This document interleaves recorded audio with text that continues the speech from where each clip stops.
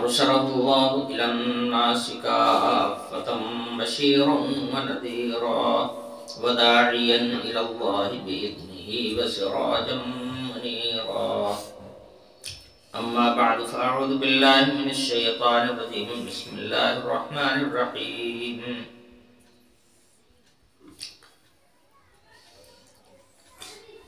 ولولا كلمة سبقت من ربك لكان لزاما وأجل مسمى فاصبر على ما يقولون وسبح بحمد ربك قبل طلوع الشمس وقبل غروبها ومن آناء الليل فسبح وأطراف النهار لعلك ترضى ولا تمدن عينيك إلى ما متعنا به أزواجا منهم زهرة الحياة الدنيا لنفتنهم فيه ورزق ربك خير وأبقى.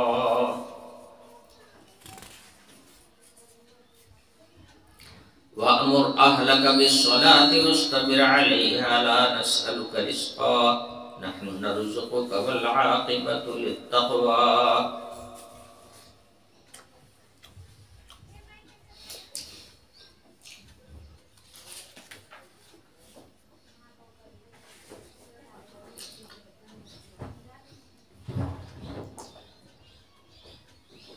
پچھلی آیت میں ارشاد فرمایا گیا تھا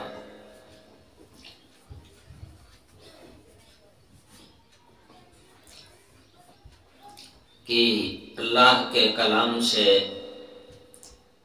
اعراض کرنے والے پچھلے زمانے میں بھی تھے اور موجودہ دور میں بھی ہیں. پچھلے زمانے میں تعالی شانہ کے یہاں دستور یہ تھا کہ جو لوگ احکام الہیہ سے منہ موڑیں اور کلام الہی سے اعراض کریں انہیں فی الفور سزا دی جاتی تھی. مگر اس امت کے لیے اللہ رب العالمین نے دوسرا ضابطہ رکھا ہے. وہ یہ ہے کہ نبی آخر الزمان صلی اللہ علیہ وسلم کے بعد جو لوگ ہیں حضور اکرم صلی اللہ علیہ وسلم کی فضیلت کی وجہ سے ان امتوں پر فی الفور عذاب نہیں آئے گا بلکہ انہیں مہلت دی جائے گی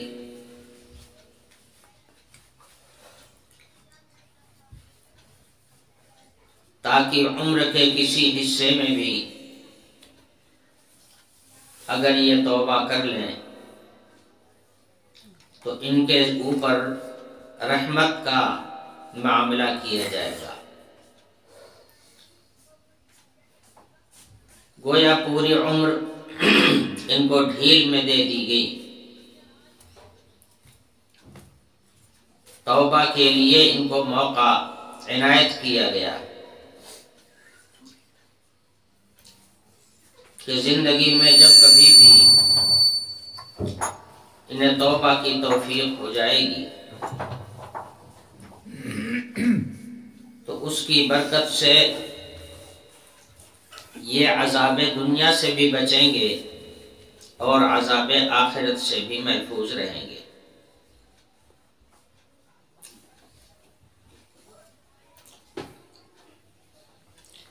اگلی آیت میں ارشاد فرمایا گیا فاصبر على ما يقولون وسبح بحمد ربك قبل طلوع الشمس وقبل غروبها.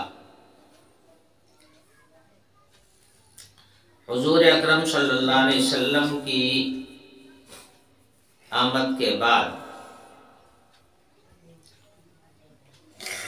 ایک طرف تو ایسے لوگ موجود تھے جنہوں نے کلی طور پر احکام الہیہ سے اعراض کیا، دوسری طرف ایسے لوگ بھی تھے جو نبی کریم صلی اللہ علیہ وسلم کو نازیبا باتیں بھی کہا کرتے تھے، جو جی میں آتا نبی آخر الزمان صلی اللہ علیہ وسلم کے لیے بکتے تھے۔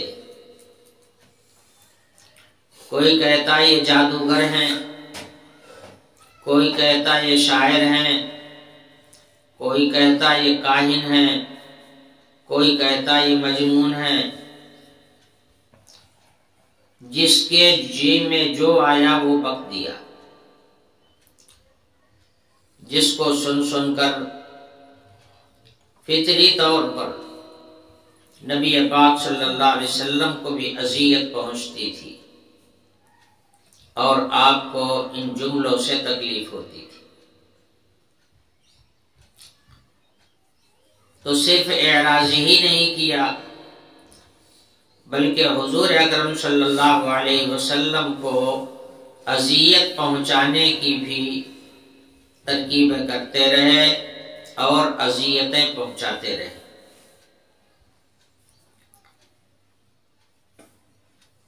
اس پر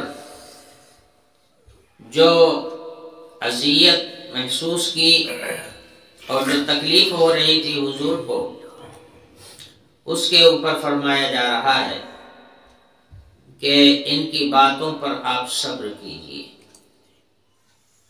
نہ تو ان کے لیے بد دعا کیجئے، نہ ان کی تباہی کی آرزو کیجئے، نہ ان کے کفر پر قائم رہنے کی بد دعا کیجئے، بلکہ آپ صبر کیجئے۔ صبر کی تلقین کی جا رہی۔ اس میں ہم لوگوں کے لیے بھی سبق ہے کہ اگر ایسے ناموافق حالات سامنے آئیں تو اس کا بدلہ لینے اور اس کا انتقام لینے کے بجائے صبر سے کام لینا چاہیے۔ تو ارشاد فرمایا فاصبر علی ما یقولون۔ پہلی بات یہ ہے کہ ان کی باتوں پر اور ان کے ان بےہودہ گوئیوں پر آپ صبر کیجئے۔ دوسری بات یہ بھی ارشاد فرمایا گیا کہ سبح بحمد ربک قبل طلوع الشمس وقبل غروبها۔ اللہ تعالی کی جانب سے قرب حاصل کرنے کا ذریعہ اللہ تعالی نے عبادت کو بنایا۔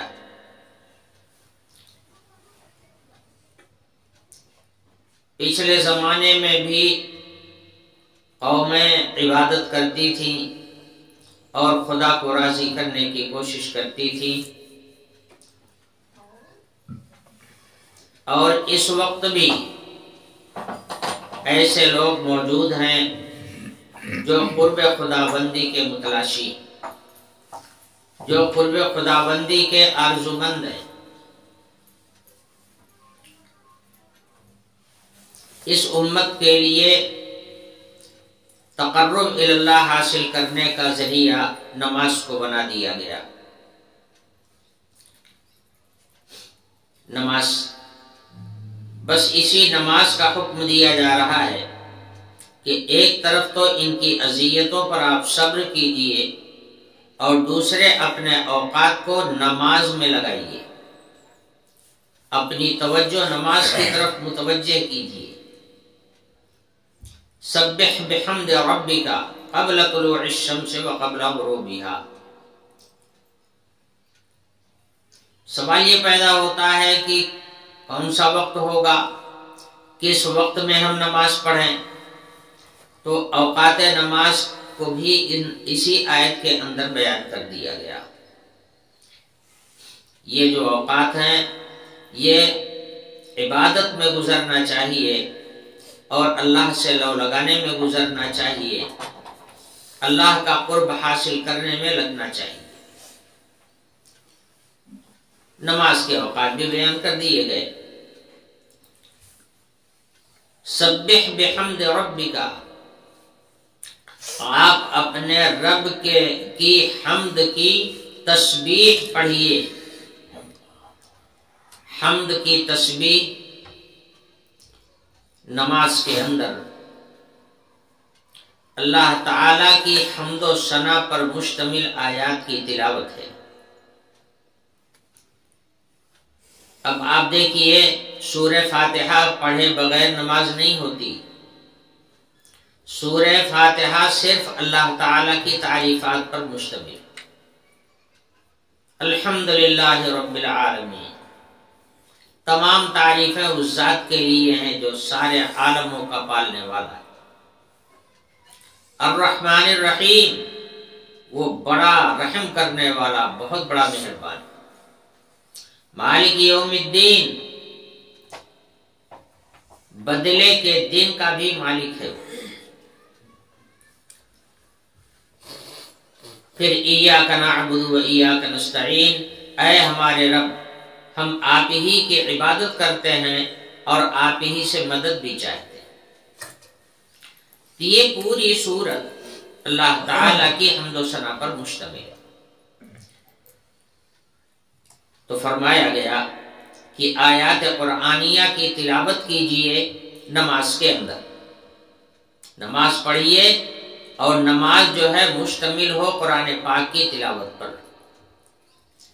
نماز کے اندر جو نماز کی جان ہے، جو نماز کا عظیم ترین رکن ہے، وہ ہے قرآن پاک کی تلاوت۔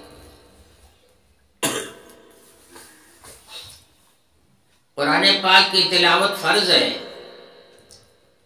نماز کے اندر اگر قرآن کی تلاوت نہ ہوئی تو وہ نماز ہی نہیں۔ اتنا اہم رکن ہے تلاوت قرآن۔ تو قرآن پاک کی جو آیات ہیں وہ حق تعالی شانہ کی حمد و ثنا پر مشتمل ہے۔ نماز کی جو روح ہے وہ تلاوت قرآن ہی سے پیدا ہوتی ہے۔ شروع میں جب 5 وقت کی نمازیں فرض نہیں ہوئی تھیں تو رسول اللہ صلی اللہ علیہ وسلم رات میں آدھی رات تک نماز میں قرآن پڑھتے رہتے، کبھی آدھی رات سے کچھ کم، کبھی آدھی رات سے بھی کچھ زیادہ قرآن کی تلاوت کرتے رہتے اور نماز میں مشغول رہتے۔ خاص طور سے رات کا جو وقت تھا وہ اسی نماز میں گزرتا تھا، اسی لیے اس کو قیام اللیل کہا جاتا تھا۔ یہ معمول حضور اکرم صلی اللہ علیہ وسلم کا بھی تھا اور حضرات صحابہ کا بھی یہی معمول تھا۔ رات کے اندر قرآن کی تلاوت نماز کے اندر کھڑے ہو کر کرنے کا معمول حضور اکرم صلی اللہ علیہ وسلم کے ساتھ ساتھ حضرات صحابہ کا بھی تھا۔ حضرت ابو بکر صدیق رضی اللہ عنہ، حضرت عمر رضی اللہ عنہ، ان لوگوں کی تلاوت کا تو حدیثوں میں خصوصیت کے ساتھ ذکر آیا ہوا ہے۔ یہ لوگ لمبی نمازیں پڑھتے تھے رات کے اندر۔ ابھی 5 وقت کی نمازیں فرض نہیں ہوئی تھی، لیکن بعد میں پوری رات عبادت میں صرف کرنا اور قرآن کی تلاوت کرنے کا جو معمول تھا اس معمول کو منسوخ کر دیا گیا اور اس کو استحباب قرار دے دیا گیا کہ جس کا جی چاہے، اگر چاہے تو نماز پڑھے اور لمبی تلاوت کرے قرآن کی رات کے اندر، لیکن اگر نہ جی چاہے تو کچھ ضروری بھی نہیں ہے، فرضیت اس کی ساقط کر دی گئی۔ 5 وقت کی نمازیں ہجرت سے 1 سال پہلے نازل ہو گئی اور حکم دے دیا گیا کہ 5 وقت کی نمازوں میں قرآن کی تلاوت کی جائے، اللہ تعالیٰ کی حمد و ثنا بیان کی جائے اور پورے خشوع اور خضوع کے ساتھ اللہ تعالیٰ کی حمد و ثنا میں انہماک رکھا جائے۔ وہ نماز کے اوقات قرآن پاک کی اس آیت کے اندر بیان کر دیے گئے۔ دیکھیے پہلے فرمایا گیا سبح بحمد ربک قبل طلوع الشمس وقبل غروبها، اپنے رب کی حمد کی تسبیح کیجئے آپ سورج طلوع ہونے سے پہلے اور سورج غروب ہونے سے پہلے۔ اب اس کے اندر دو نمازیں آ گئی۔ سورج طلوع ہونے سے پہلے نماز فجر آ گئی۔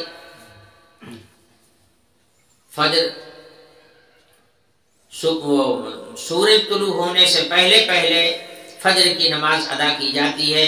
یہیں سے اس نماز کے وقت کی تعیین ہو گئی کہ فجر کا وقت جو ہے طلوع شمس تک رہتا ہے، یعنی جب سورج کی ٹکیا نکلنا شروع ہو گئی، جہاں ذرا سی نمودار ہوئی اور فجر کا نماز کا وقت ختم ہو گیا۔ تو دو نمازوں کا اس کے اندر ذکر آیا، ایک سورج طلوع ہونے سے پہلے وہ فجر کی نماز ہے، اور ایک سورج غروب ہونے سے پہلے اور وہ ہے عصر کی نماز۔ عصر کی نماز کا وقت جو ہے وہ یہی ہے کہ سورج ابھی غروب نہ ہوا ہو اور نماز پڑھ لی جائے اس کے پہلے۔ اس کے اندر ایک وقت مکروہ بھی ہے، عصر کی نماز میں ایک وقت مکروہ بھی ہے، اس لیے کہ سورج جب غروب ہونے کو ہوتا ہے تو سورج کی کیفیت بدل جاتی ہے، روشنی میں دھیما پن آ جاتا ہے، روشنی ہلکی ہو جاتی ہے سورج کی، اور بعض اوقات سورج ابھی افق پر رہتا ہے مگر ایسا لگتا ہے کہ شاید غروب ہو گیا، اور کبھی روشنی اتنی رہتی ہے کہ معلوم ہوتا ہے کہ ابھی سورج ہے مگر سورج غروب ہو چکا ہوتا ہے۔ اس لیے عصر کی نماز میں ایک وقت مکروہ بھی ہے، لہذا وقت مکروہ شروع ہونے سے پہلے عصر کی نماز ادا کر لینا چاہیے۔ عصر کی نماز میں وقت مکروہ کب سے شروع ہوتا ہے؟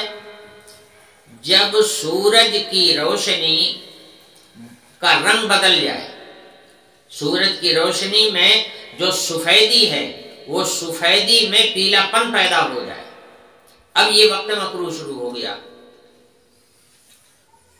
تو نماز عصر کو وقت مکروہ سے پہلے ادا کرنے کا اہتمام کرنا چاہیے، نماز ادا ہو جائے اس کے بعد وقت مکروہ شروع ہو۔ وقت مکروہ کا مطلب یہی ہے کہ اس وقت سے پہلے عصر کی نماز ہو جانی چاہیے، لیکن اگر اسی دن کی عصر کی نماز کسی مصروفیت کی وجہ سے آدمی نہیں پڑھ سکا ہے اور سورج کی روشنی کا رنگ بدل گیا، وقت مکروہ شروع ہو گیا، تو وقت مکروہ کے اندر بھی اس روز کی عصر کی نماز پڑھ لی جائے گی۔ وقت مکروہ میں وقت تو قائم رہتا ہے مگر اس وقت میں نماز پڑھنے کو منع کیا گیا کہ ایسے وقت میں نماز نہ پڑھی جائے۔ مکروہ ہونے کا مطلب یہی ہے کہ ابھی وقت تو باقی ہے مگر احتیاط کے خلاف ہے، مگر چونکہ ابھی پڑھا ہی نہیں ہے، اب اگر اس وقت مکروہ کے اندر نہیں پڑھیں گے تو نماز تو قضا ہو جائے گی، اپنے وقت پر ادا ہی نہیں ہوگی، اور نمازیں اپنے وقت پر ادا کرنا ضروری ہے۔ اس لیے اجازت دی گئی کہ وقت مکروہ کے اندر بھی اگر آج کی نماز نہیں پڑھا تھا تو اب پڑھ لو وقت مکروہ کے اندر۔ اور اصل میں وقت ختم جو ہوتا ہے وہ اس وقت ختم ہوتا ہے جب سورج کی ٹکیا غروب ہونے لگتی ہے، مگر غروب جس وقت ہوتی ہے اس کا اندازہ لگانا آدمی کے لیے بہت مشکل کام ہے، اس لیے وقت مکروہ رکھا گیا۔ کبھی کبھی سورج کا غروب آخری کنارے سے شروع ہو جاتا ہے مگر سورج کا اکثر حصہ دکھائی دیتا رہتا ہے، آدمی اندازہ نہیں کر پاتا کہ سورج ڈوب رہا ہے، برخلاف نکلنے کے کہ نکلنے کے وقت میں کوئی اشتباہ نہیں ہوتا، صاف نظر آتا ہے کہ سورج نکل رہا ہے، مگر غروب ہونے کے وقت میں اندازہ مشکل ہوتا ہے۔ پورا سورج روشن دکھائی دے رہا ہوتا ہے اور اس کا آخری کنارہ ڈوبنا شروع ہو جاتا ہے، آدمی اندازہ نہیں کر پاتا۔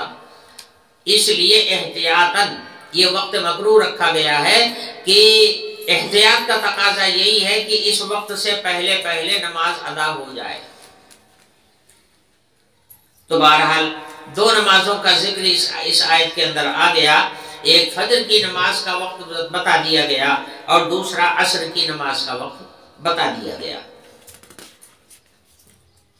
اس کے بعد فرمایا گیا وَمِنْ آنَاءِ اللَّيْلِ، اور رات کے اوقات میں بھی آپ نمازیں پڑھا کریں۔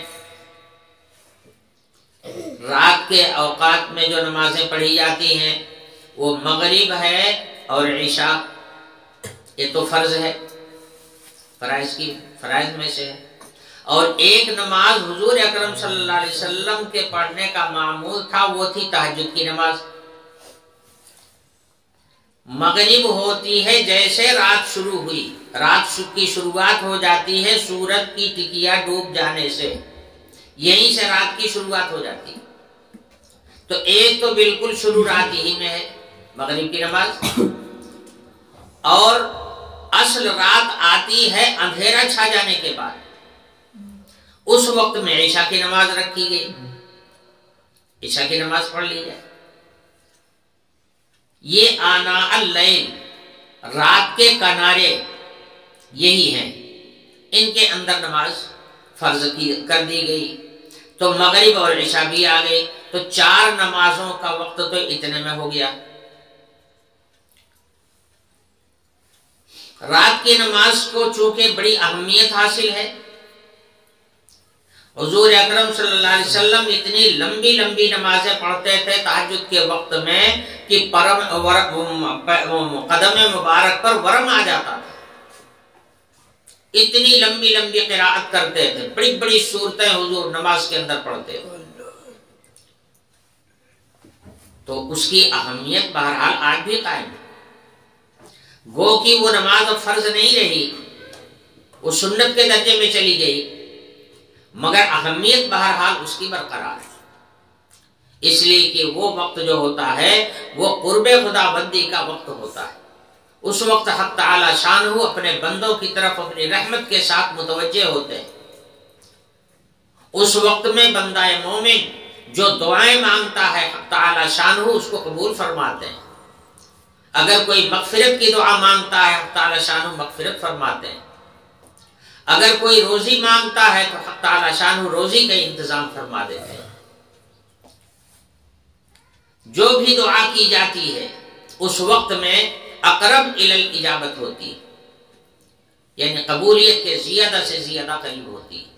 اگر مصلحت خداوندی کے خلاف نہ ہوئی وہ دعا تو بارگاہ الہی میں قبول ہو جاتی ہے۔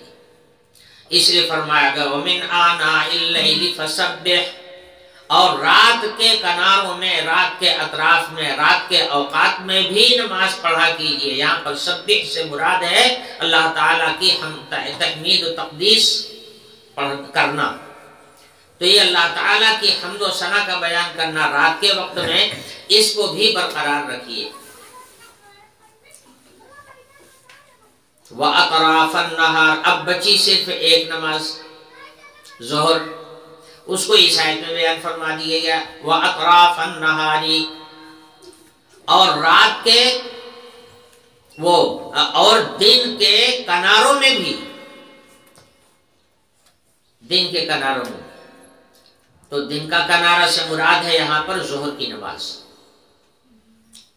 سورج صبح کو جب طلوع ہوتا ہے تو اپنے عروج پر ہوتا ہے، چڑھتا چلا جاتا ہے، اوپر کو چڑھتا چلا جاتا ہے، اور اس کے عروج کی انتہا ہو جاتی ہے نصف النہار پر، اور نصف النہار سے جیسے ذرا سا نیچے کو آیا بس اسی کا نام ہے زوال۔ سورج چڑھتے چڑھتے چڑھتے چڑھتے اپنی پوری بلندی پر، جتنی بلندی پر اس کو جانا ہے، اس بلندی پر جب پہنچ گیا تو اس کے بعد پھر نیچے کو ڈھلتا ہے، بس یہ نیچے کا ذرا سا ڈھلنا جو ہے اسی کو زوال بولتے ہیں۔ وہ آنن فانن ہو جاتا ہے تھوڑی دیر میں. زوال ہو گیا، زوال کے وقت میں نماز کو منع کیا گیا، وہ اپنی جگہ پر ہے. لیکن ظہر کی نماز کا آغاز زوال کے بعد ہو جاتا ہے. تو سورج ادھر اپنی اٹھان پر تھا، اپنی انتہا کو پہنچ گیا، اور اس کے بعد اب سورج نیچے کو ڈھلک گیا، تو یہ دن کا کنارہ ہو گیا. یہ دن کا ایک کنارہ ہو گیا کہ اب سورج وہاں سے نیچے کو آئے گا اور نیچے آتے آتے ڈوب جائے گا. ایک ہے عروج اور ایک ہے زوال. اب زوال پر آ رہا ہے، تو ادھر عروج کا بھی وہ کنارہ ہے اور زوال کا بھی کنارہ ہے. اس لیے فرما گیا وَأَطْرَافَ النَّهَارِ، رات کے کناروں میں. مراد اس سے ہے ظہر کا وقت. تو اس آیت کریمہ کے اندر پانچوں نمازوں کا ذکر فرما دیا گیا اور حکم دیا گیا کہ جب لوگ آپ کو ستائیں اور آپ کے اوپر آوازیں کسیں، کفار بولیں اور طرح طرح سے آپ کو ستانے کے لیے الفاظ استعمال کریں، تو ایسے وقت میں آپ ان سے روگرداں ہو کر، منہ موڑ کر نماز میں مشغول ہو جائیے. یہ اعلیٰ طریقہ بیان فرمایا گیا. حضور اکرم صلی اللہ علیہ وسلم کا معمول یہ تھا کہ جب بھی کسی واقعے سے گھبراہٹ طاری ہوتی تھی حضور کے اوپر، چاہے وہ کسی وجہ سے بھی ہو، تو حضور فوراً نماز پڑھنا شروع کر دیتے تھے، نماز کے اندر مصروف ہو جاتے. نماز مومن کا بہت بڑا ہتھیار ہے. ہر مشکل کا حل اللہ تعالیٰ نے نماز میں رکھا ہے، مگر شرط یہ ہے کہ نماز بھی ہو. ہم لوگ جو نماز پڑھتے ہیں وہ ٹھونگ مارنے والی نماز تھوڑے نماز ہے. نماز جو ہوتی ہے وہ نماز کے وقت میں بندہ خدا کے سامنے کھڑا ہوتا ہے، اس کے اور اللہ کے بیچ میں کوئی دوسری چیز نہیں ہوتی. نماز کا طریقہ، نماز پڑھنے کا جو ڈھنگ بتایا گیا وہ ایسا ہے کہ نماز کی حالت میں آدمی کا جسم، آدمی کی روح، آدمی کے تمام اعضاء، یہ سارے کے سارے نماز کے اندر ہوتے ہیں. اسی لیے نماز جو ہے سب سے عمدہ عبادت کا طریقہ نماز ہے. نماز سے بہتر عبادت کا کوئی طریقہ نہیں. نماز کی حالت میں آدمی کا اندر اور باہر سارا کا سارا اللہ کے سامنے حاضر ہوتا ہے. نماز کی حالت میں آدمی کی آنکھیں بھی نماز میں ہوتی، آدمی کا کان بھی نماز میں ہوتا ہے، آدمی کی زبان بھی نماز میں ہوتی، یہ پیشانی بھی نماز میں ہوتی ہے، یہ ہاتھ بھی نماز میں ہوتا ہے، یہ پیر جو ہیں یہ بھی نماز کے اندر ہوتے ہیں. یہ تو ظاہری اعضاء کا حال ہوا. باطن کا حال یہ ہے کہ دماغ بھی نماز میں ہوتا ہے، دل بھی نماز میں ہوتا ہے، اور جتنے اعضاء ہیں سب جھکے ہوئے ہوتے ہیں اللہ کے سامنے. دل ہے پیٹ میں، جگر ہے سینے کے اندر، سینہ ہے اس کے اندر پھیپڑا ہے. یہ سارے کے سارے جب آدمی اللہ اکبر کہہ کر رکوع میں جاتا ہے یہ سارے اعضاء جھک جاتے ہیں. جسم کا پورا پورا نماز کے اندر ہوتا ہے. ایسی کون سی عبادت ہے اور کون سی عبادت ہے ایسی جس میں جسم کا ہر حصہ اللہ کے سامنے ہو، اللہ کے سامنے کھڑا ہو اور اللہ کے حضور میں ہو؟ ایسی کوئی دوسری عبادت نہیں. اس لیے نماز جو ہے اس کو فرمایا گیا الصلاۃ معراج المومن. جب نماز میں بندہ کھڑا ہوتا ہے تو اللہ کے حضور میں اس وقت ہوتا ہے، اس کو پھر کسی چیز کی پرواہ نہیں ہوتی، کوئی چیز اس کے ذہن و دماغ میں نہیں ہوتی، وہ صرف اللہ کے حضور میں کھڑا ہوتا ہے، اللہ ہوتا ہے اور بندہ ہوتا ہے۔ اس لیے فرمایا گیا گویا یہ معراج کی حالت میں ہوتا ہے۔ جناب رسول اللہ صلی اللہ علیہ وسلم ساری دنیا کو چھوڑ کر کے معراج میں گئے تھے۔ ایسے ہی بندے مومن جب نماز کے اندر کھڑا ہوتا ہے ہر چیز سے اپنا رخ موڑ لیتا ہے۔ حضور کا معمول یہ تھا کہ گھر کے اندر جب ہوتے تو گھر کے کام کاج میں ہاتھ بٹایا کرتے، گھر والوں کا جو گھر کا کام ہوتا ہے گھریلو کام، وہ کام حضور اپنے ہاتھ سے کیا کرتے تھے۔ علم سے تو اللہ پاک نے مالا مال ہی کر رکھا تھا، اس لیے حضور کو کوئی کتاب پڑھنے کی ضرورت تو تھی نہیں، نہ کتاب لکھنے کی ضرورت تھی نہ کتاب پڑھنے کی ضرورت تھی۔ علم تو اللہ تعالیٰ نے ان کے سینے میں بھر دیا تھا، اس لیے جو فاضل وقت ہوتا تھا اس میں آپ گھریلو کام کاج بھی کیا کرتے تھے۔ گھریلو کام کاج کرنا یہ آدمی کی عزت کے خلاف نہیں ہے، بلکہ یہ عزت بڑھانے والا ہے۔ جب نبی صلی اللہ علیہ وسلم نے یہ کام کیا ہے تو پھر ہم کو کرنے میں کون سا بات ہے؟ تو گھریلو کام کاج میں حضور لگے رہتے تھے، لیکن جیسے ہی مؤذن کہتا اللہ اکبر یعنی اذان شروع ہوتی، ترنت حضور اس کام کو وہیں چھوڑ دیتے اور سیدھے مسجد چلے جاتے۔ جیسے ہی کان میں آواز پڑتی ہے اللہ اکبر کی، بس حضور وہیں چھوڑ دیتے۔ ایک دفعہ حضور کے سامنے گوشت رکھا تھا اور وہاں پر دستور ہے گوشت کو پکا کر کے اور پھر چھری سے کاٹ کاٹ کر کے کھانے کا۔ وہ ذرا سخت ہوتا ہے، ایسے نوچ کر کے نہیں کھاتے وہ لوگ، وہ تو پورا پکا ہوا نہیں ہوتا بلکہ ادکچا رہتا ہے، اس لیے وہ چھری سے کاٹنا پڑتا ہے، چھری سے کاٹ کر کے پھر کھاتے ہیں۔ اور وہ ان لوگوں کا ایک خاص انداز ہے اس کے بنانے کا، وہ ہم لوگوں کے یہاں نہیں بن پاتا ہے مگر وہ لوگ بنا لیتے ہیں اس کو، پھر چھری سے کاٹ کر کے کھاتے ہیں۔ یہ دستور تھا وہاں کا۔ حضور کے سامنے بھی گوشت رکھا ہوا تھا اور حضور کے ہاتھ میں چھری تھی اور چھری سے کاٹ کاٹ کر کے حضور کھا رہے تھے۔ بس اذان ہو گئی، حضور نے وہ چھری اور گوشت وہیں رکھ دیا ویسے ہی اور سیدھے چلے گئے نماز کے لیے۔ اتنا اہتمام تھا نبی کریم صلی اللہ علیہ وسلم کو نماز کا۔ تو یہ 5 اوقات دیکھیے، اور عبادت کے بہت سارے طریقے ہیں مگر سارے طریقوں میں سب سے افضل طریقہ، سب سے بہتر طریقہ جو ہے عبادت کا وہ نماز ہے۔ نماز کے حالت میں اگر آدمی، لیکن نماز بنتی ہے بڑی مشکل سے۔ نماز بنانے کے لیے اوپر سے محنت کرنی پڑتی ہے۔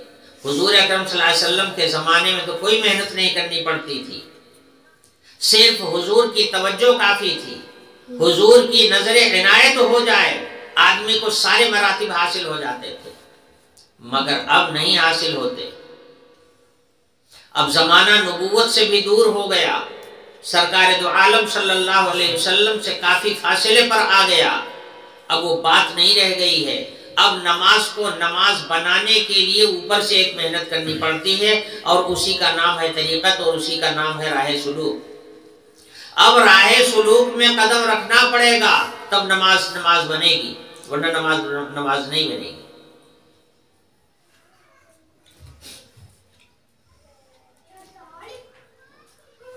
ایک دفعہ چچا رحمت اللہ علیہ سے کسی نے سوال کیا کہ یہ تصوف کیا چیز ہے، یہ تصوف کیا چیز ہے؟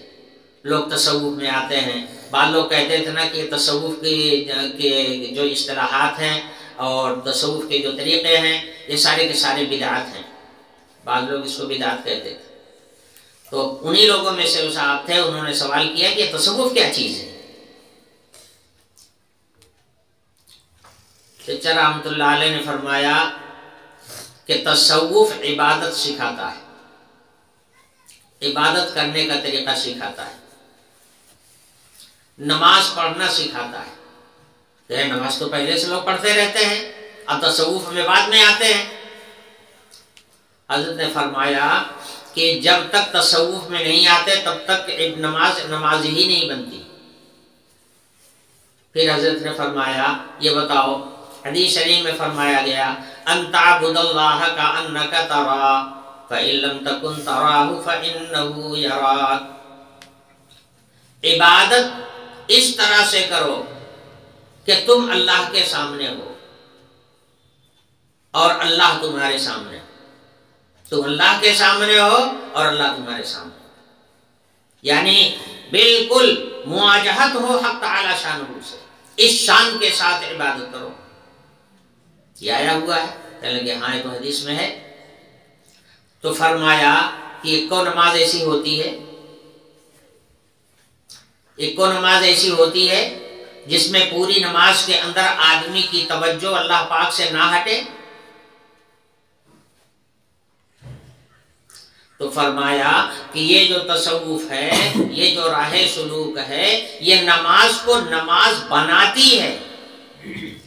نماز کے اندر جو روح ہے وہ روح پیدا ہوتی ہے سلوک میں قدم رکھنے کے بعد، مگر اس کے لیے محنت کرنی پڑتی ہے، ذکر کا طریقہ سیکھنا پڑتا ہے، پھر اللہ کی معیت حاصل ہو جاتی ہے آدمی کو، اور جب اللہ اکبر کہہ کر کے نماز کے اندر کھڑا ہو جاتا ہے تو اس کے سامنے اس کی روح میں، اس کی طبیعت میں، اس کے دل و دماغ میں سوائے اللہ کے اور کوئی نہیں ہوتا۔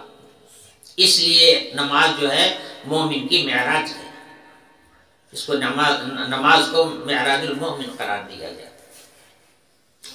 تو عبادتوں میں سب سے افضل عبادت نماز ہے، اور نمازوں کے لیے 5 اوقات مقرر کر دیے گئے ہیں۔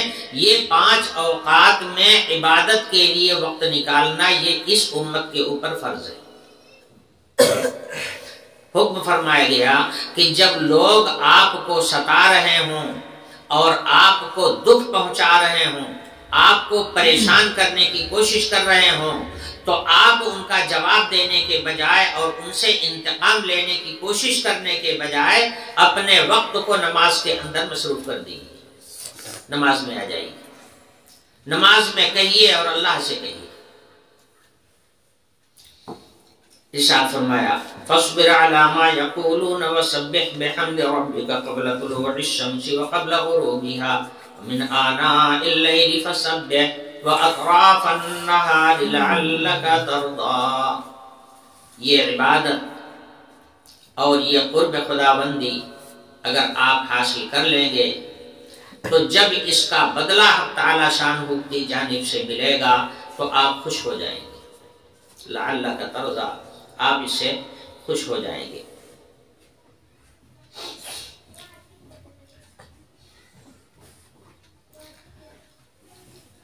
ایک حدیث ہے،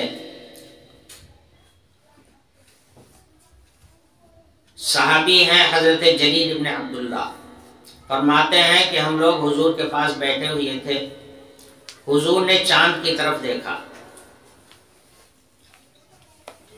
اس کے بعد ہم لوگوں سے مخاطب ہو کر فرمایا کہ تم لوگ یہ چاند کو دیکھ رہے ہو؟ ہم لوگوں نے کہا ہاں دیکھ رہے ہیں۔ فرمایا کل قیامت کے بعد حشر کے میدان میں تم لوگ اپنے پروردگار کو بھی اسی طرح سے دیکھ لو گے، یعنی رب العالمین کا دیدار تمہیں حاصل ہوگا۔ اگر تم فجر کی نماز اور عصر کی نماز پر پابندی کر سکو اور ان اوقات میں دوسرے مشاغل سے مغلوب نہ ہو سکو تو اس کی تم کوشش کر لو۔ ان استطعتم الا تغلبوا على صلاة قبل طلوع الشمس وقبل غروبها فافعلوا، اگر تم سے یہ ہو سکے کہ فجر اور عصر کی نماز میں تم دوسرے مشاغل سے مغلوب نہ ہو سکو تو اس کو ضرور کر لو، یعنی اس کا اہتمام کر لو، ان نمازوں کا۔ ان نمازوں کا اہتمام کر لینے کا فائدہ کیا ہوگا؟ حضور نے یہی آیت تلاوت فرمائی فَسَبِّحْ بِحَمْدِ رَبِّكَ قَبْلَ طُلُوعِ الشَّمْسِ وَقَبْلَ غُرُوبِهَا، یہ کف فرمائی جب دکھایا چاند کو اور فرمایا جس طرح سے تم چاند کو دیکھ رہے ہو اسی طرح سے تم پروردگار عالم کا دیدار کرو گے، کہ جیسے چاند کو دیکھنے میں کوئی زحمت نہیں ہو رہی ہے، رب العالمین کے دیدار میں بھی تمہیں کوئی زحمت نہیں ہوگی، بغیر کسی مشقت کے دیدار تمہیں حاصل ہو جائے گا، مگر ایک ہی کام کر لو، فجر کی نماز اور عصر کی نماز کا اہتمام کر لو۔ پتہ چلا کہ ان دو نمازوں کا جو اہتمام کرے گا اس کو یقینی طور پر دیدار خداوندی حاصل ہوگا۔ اس حدیث میں یہ بات بیان فرمائی۔